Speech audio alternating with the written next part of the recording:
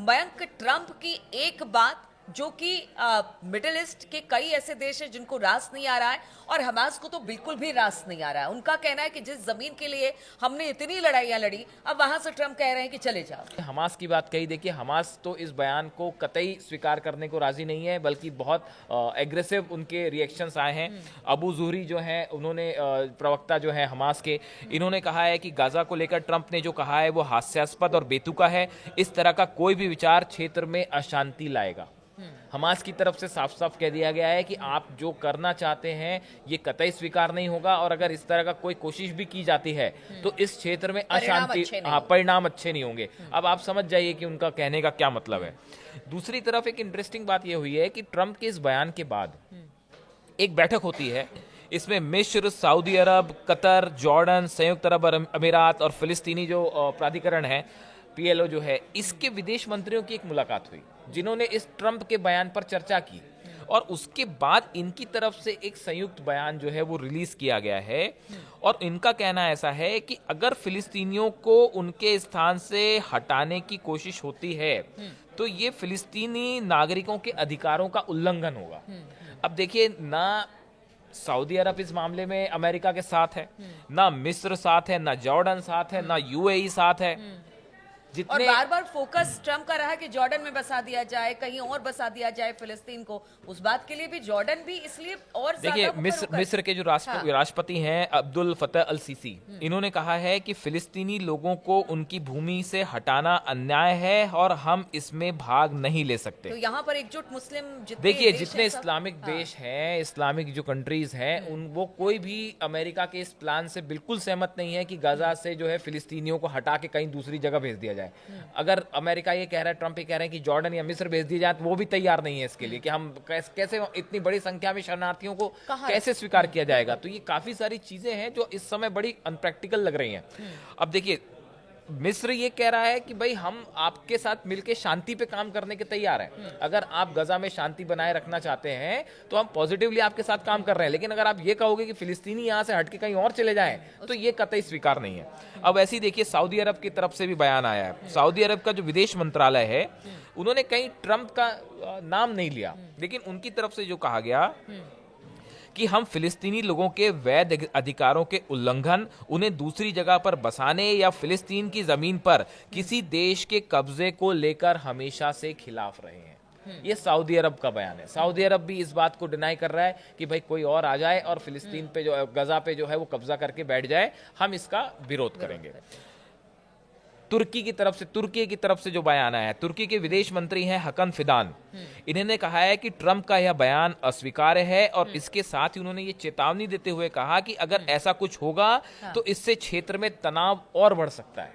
ये बात सिर्फ अब हमास ही नहीं कह रहा, अब तो ये हिजबुल्लाह ही नहीं कह रहा, ईरान ही नहीं कह रहा, ये हुती ही नहीं कह रहा, ये जो कंट्रीज हैं ये भी कह रहे हैं कि भाई ये जो दिनों के बाद शांति हुई मयंक, और फर्स्ट फेज कहा जा रहा है इसे, अब इस तरह के बयान के बाद चिंता जरूर होगी। अमेरिकी राष्ट्रपति डोनाल्ड ट्रंप ने जिस तरह से गाजा वासियों को 3 दिन में वहां से जाने के लिए कहा है, देखिए अभी पिछले दिनों में गाजा में, फिलिस्तीन में, इसराइल में बड़े शांति का, अमन का माहौल हुआ, और उनके मध्य एक अमन और सलामती का माहौल वहाँ बना। देखिए, कोई भी जंग पूरी दुनिया को प्रभावित करती है। असल चीज़ है कि अमन, सलामती और खुशहाली कैसे बनाई जाए। डोनाल्ड ट्रंप जब से वहाँ के राष्ट्रपति बने, उसके बाद से वहाँ की जनता में भी देखिए कहीं ना कहीं अशांति है। अभी पिछले दिनों में एक बहुत बड़ी आग लगने का मामला सामने आया। अभी हाल ही में भारतवासियों को भी वहां से वो वापस करने की बात सामने आई। तो देखिए, कोई भी देश हो, जो राजा, उसका जो सरपरस्त होता है, जिसके हाथ में बागडोर होती है, उसका बड़ा अहम रोल होता है, उसके कर्मों का बड़ा अहम रोल होता है। किसी भी देश की खुशहाली, उन्नति, तरक्की, सलामती के लिए जो सरपरस्त है देश का, जिसके हाथ में बागडोर है, उसका बहुत बड़ा अहम रोल होता है। अपने कर्मों से ही आदमी महान बनता है और कर्मों से ही नीचा हो जाता है। हमारे देश के प्रधानमंत्री जी जो अपने कर्मों से पूरे देश में अमन और सलामती और खुशहाली बनाए हुए हैं, और यही चीज़ है कि हमें विश्व गुरु बनाएगी, हमारे भारत को विश्व गुरु बनाएगी। तो हम तो यही कहना चाहते हैं कि कोई भी बयान दिया जाए तो पूरे देश की सलामती, पूरी दुनिया की, संसार की सलामती, अमन और खुशहाली के लिए दिया जाए, लोगों को आबाद करने के लिए दिया जाए, ना कि उन्हें घर से बेघर करने के लिए दिया जाए, ना कि बर्बाद करने के लिए दिया जाए, ना कि अशांति पैदा करने के लिए दिया जाए।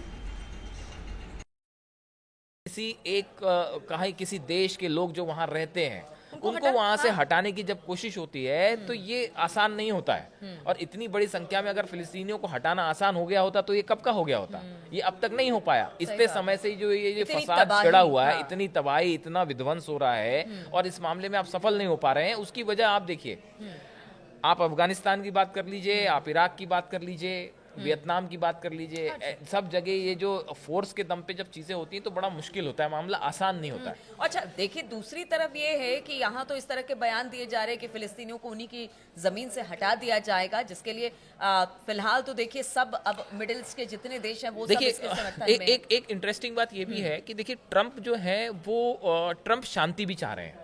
मतलब ट्रंप के साथ ये बात भी है कि ट्रंप ये नहीं चाह रहे कि युद्ध हो या फिर से संघर्ष हो, लेकिन उनका जो प्लान है उस प्लान का एग्जीक्यूशन किस तरह से लोग कह रहे हैं कि जो वो विकास सोशल की मीडिया बात में करते चर्चाएं हैं कि हाँ। ये जो है थोड़ा सा प्रैक्टिकल नहीं है, और इसको अगर लागू करने की कोशिश की जाएगी तो फिर हो सकता है कि सीज फायर खत्म हो जाए और फिर से जंग शुरू हो जाए, फिर वही मिसाइल और रॉकेट वाले। मयंक वो ये बता रहे हैं कि ठीक है आप वहां पर विकास कीजिए, आप जो वहां चीजें खत्म हो गई या खराब हो गई उसको दुरुस्त कीजिए, लेकिन आप ये कह रहे हैं कि जिनकी धरती है उनको वहां से हटाकर फिलिस्तीन जो गजा के लोग हैं वो इस समय ये उनकी आवश्यकता है कि भाई वहां पे उनके घर फिर से बने, वहां पे अस्पताल फिर से बने।